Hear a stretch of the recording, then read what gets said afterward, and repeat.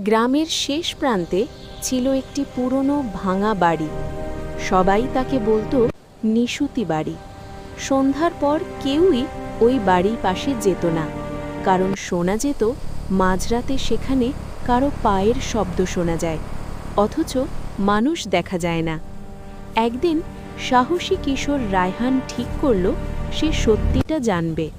পূর্ণিমার রাতে সে হাতে টর্চ নিয়ে বাড়িটার ভেতরে ঢুকল। ঘরগুলো ধুলোয় ভরা, দেয়ালে ফাটা দাগ। হঠাৎ সে শুনল খট খট শব্দ। পেছনে তাকিয়ে কিছুই পেল না। হঠাৎ বাতাস ঠান্ডা হয়ে গেল, টর্চের আলো কাঁপতে লাগল। ঠিক তখনই সে আয়নায় একটি ছায়া দেখতে পেল।